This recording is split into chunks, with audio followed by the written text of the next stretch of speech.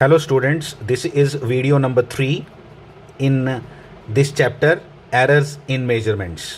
और इसके अंदर सबसे इम्पॉर्टेंट टॉपिक है ये हमारे पूरे मेजरमेंट्स का, जिस पे डायरेक्ट क्वेश्चन पेपर में आते हैं।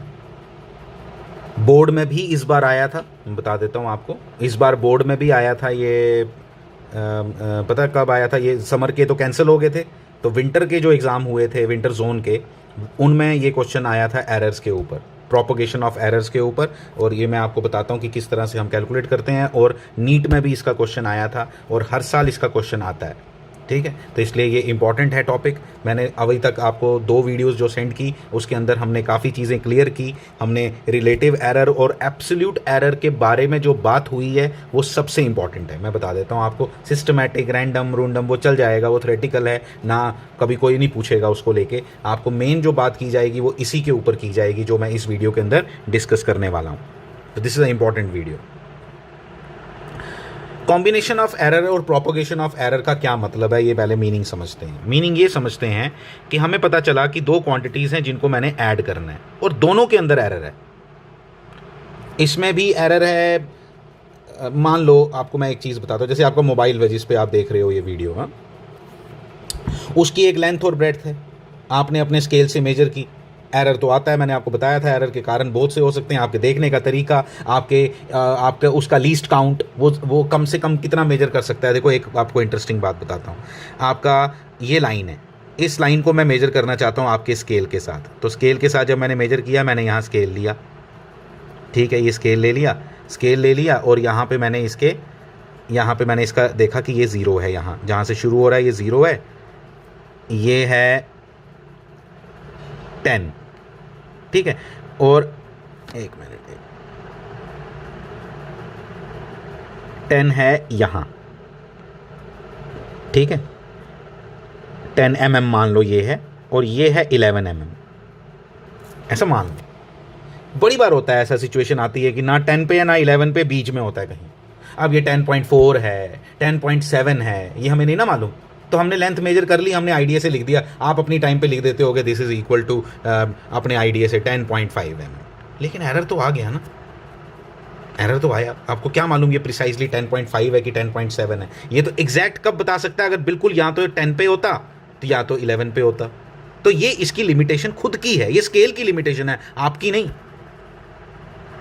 तो इसको भी हम डिटेल में बात करने वाले हैं कि इन एरर्स को कैसे हम बेटर इंस्ट्रूमेंट्स यूज़ करके हम कैसे मिनिमाइज करते हैं। लेकिन in the days to come वो अभी अलग टॉपिक है, उसके ऊपर अभी मैं बात नहीं कर रहा। लेकिन जस्ट आपको बताना था कि आपने मान लो कि अपने मोबाइल की लेंथ और विड्थ को मेजर किया और कुछ एरर आया, बट जेन्युइन था जो एरर आना था, ठीक है। हमने हमारा एरर आ गया, लेंथ आई आपकी मान लो 10 और हमने लिख दिया, हमें मालूम है कि इसमें एरर है ±1 mm।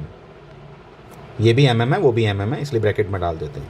और जो इसकी ब्रेड्थ आई वो आई 5 ± फॉर एग्जाम्पल है, इसको नहीं सोचना कि कैसे आ गया ये, 2m। हमने बोल दिया उसको कि भाई लेंथ का ये हालात हैं, ब्रेड्थ के ये हालात हैं, ठीक है। हमें किसी ने बोला मुझे l+b चाहिए, कोई भी रीज़न हो सकता है क्यों चाहिए, l+b मुझे कैलकुलेट करना है। तो l+b में अल्टीमेटली l+b में कितना एरर आएगा? मैंने दोनों लेंथ और ब्रेड्थ को ऐड करना है, तो बताओ कितना एरर आएगा, ठीक है। तो ये क्वेश्चन है, तो कि अब लेंथ में भी एरर, ब्रेड्थ में भी एरर, मुझे ऐड भी करना है दोनों को, तो एरर कितना आएगा? तो एरर कितना आएगा ये मैं आपको बता देता हूँ। आपने सिंपली एब्सोल्यूट एरर्स को ऐड कर देना है। और ये जो एरर दिया हुआ है यहाँ पे, ये एब्सोल्यूट एरर है क्योंकि इसके यूनिट है mm।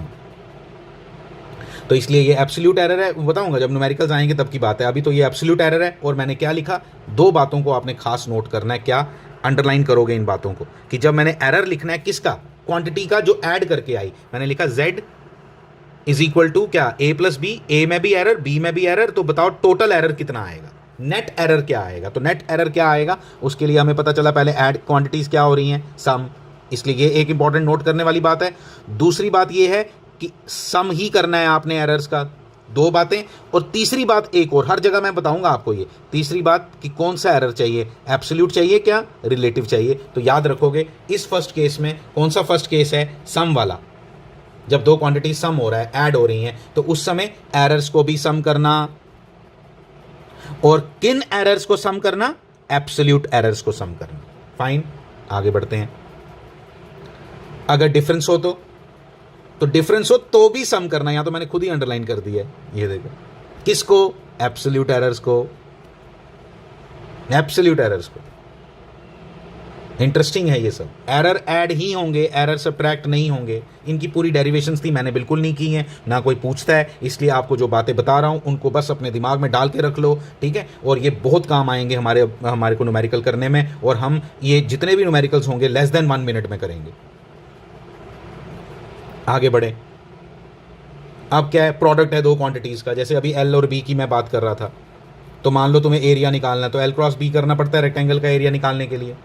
तो एल क्रॉस बी करना है, तो अब क्या करें? तो देखो, इनमें भी 3 चीज़ें को अंडरलाइन करो। प्रोडक्ट है क्वांटिटीज़ का, ये क्वांटिटी का प्रोडक्ट है, ठीक है। एरर्स को क्या करना है? सम। अभी तक तीनों में सम है, ध्यान दे रहे हो। और यहाँ पे किनका सम लेना है? फ्रैक्शनल एरर्स का। फ्रैक्शनल एरर का मतलब होता है रिलेटिव या परसेंटेज एरर। रिलेटिव और परसेंटेज एक ही बात है, मैंने आपको पहले ही बताया। 100 से मल्टीप्लाई करके आंसर आ जाता है। तो रिलेटिव एरर्स, ये कभी मैंने जानबूझ के फ्रैक्शनल लिखा कि कई बार हम नाम से ना घबरा जाएं, तो आपको इसी बहाने पता चल गया कि रिलेटिव एरर का दूसरा नाम फ्रैक्शनल एरर भी हो सकता है, ठीक है। तो ये हमने ऐड कर दिया। तीनों में अभी तक एरर्स ऐड हुए हैं, लेकिन सम और डिफरेंस वाले में कौन से एरर थे? एब्सोल्यूट एरर थे। और यहां पे कौन सा एरर है? Relative error. आगे बढ़े। देखो, अब क्वांटिटीज डिवाइड हो रही हैं। अब आपको खुद ही पता चल रहा होगा आगे क्या क्या आने वाला है। डिवाइड हो रही हैं, एरर अभी भी ऐड हो रही हैं। देखो, वहां पे भी देख लेते हैं, यहां पे भी देख लो, इसी को देखो। ये क्या है? ये किसकी रिप्रेजेंटेशन है? Relative error. Relative error will be equal to the sum of क्या? Individual relative errors. प्रोडक्ट हो तो सम ही लेना है, तीनों में सम ही है अभी तक, ध्यान दो। This is very very important, ठीक है। आगे बढ़े तो ये आ गया क्या? डिवीजन आया, अभी भी सम है। किसका? रिलेटिव एरर्स का। यहां पे देखें, डिवीजन, क्वांटिटीज की डिवीजन है, एरर्स का सम है। कौन से एरर? Fractional error. सम और डिफरेंस में कौन से एरर थे? Absolute error. बाकी हर जगह क्या दिखाई दे रहा है अभी तक? Fractional error. डिवाइड करना होगा तो क्वेश्चंस करेंगे और क्लैरिटी आएगी, बट ये इंपॉर्टेंट था, इतनी बात आपने नोट करके रखनी है, ठीक है। उसके बाद देखो, क्वांटिटी। अब पावर है। पावर का क्या मतलब होता है यार? ए क्यूब है जैसे, तो मैं ए क्यूब को क्यों बोलूं कि ये अलग केस है? मैं तो इसको बोलूंगा वही केस है, ए इंटू ए। तो इंटू में क्या होता था बताओ? सम होता था। मतलब किसका सम? सारे एरर्स का सम। सारे एरर्स का सम मतलब del A upon A, del A upon A plus del A upon A. Plus ही करना है ना फ्रैक्शनल एरर्स को, रिलेटिव एरर्स को। तो क्या मैं इसको 3 इंटू डेल ए अपॉन ए नहीं लिख सकता? तो इसलिए मैं नहीं मानता कि ये कोई डिफरेंट चीज़ है, ये तो वही है जो हमने प्रोडक्ट में पढ़ा। दो चीज़ों की मल्टीप्लिकेशन हो उसमें पढ़ा, वही है। लेकिन आप इसको सेपरेट केस, बुक्स ने सबने सेपरेट केस लिखा है, हम भी सेपरेट केस मान लेते हैं। आंसर कैसे याद रखेंगे कि n टाइम्स हो जाएगा एरर। लेकिन कौन सा एरर?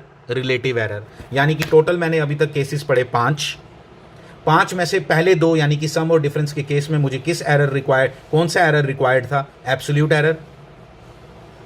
फिर और हर केस में एरर हमेशा क्या हुआ? ऐड ही हुआ। एरर कभी भी सब्ट्रैक्ट नहीं होता, याद रख लो प्लीज। मैक्सिमम एरर जो जब मुझे निकालने के लिए बोला जाए तो हमेशा एरर्स सम हो, डिफरेंस हो, प्रोडक्ट हो, डिवीजन हो, पावर हो, हर जगह एरर क्या हो रहे हैं? ऐड ही हो रहे हैं। लेकिन पहले 2 केसेस में यानी सम और डिफरेंस में we need absolute errors. Absolute error को ऐड करके मुझे नेट जो एरर मिलेगा पूरी क्वांटिटी का वो एब्सोल्यूट ही मिलेगा। एब्सोल्यूट को ऐड करके एब्सोल्यूट मिलेगा, रिलेटिव को ऐड करके रिलेटिव मिलेगा। तो मैं ज़्यादा बातें नहीं करता इसमें, क्योंकि इसमें जब तक क्वेश्चन नहीं करेंगे तब तक क्लैरिटी नहीं आती है। तो ये आपका वीडियो था जिसमें हम अब आगे बढ़ रहे हैं, जिसमें हमने अब न्यूमेरिकल्स करने की तरफ बढ़ना है। तो न्यूमेरिकल्स के थ्रू ही ये कॉन्सेप्ट ज़्यादा क्लियर होता है। Thank you very much.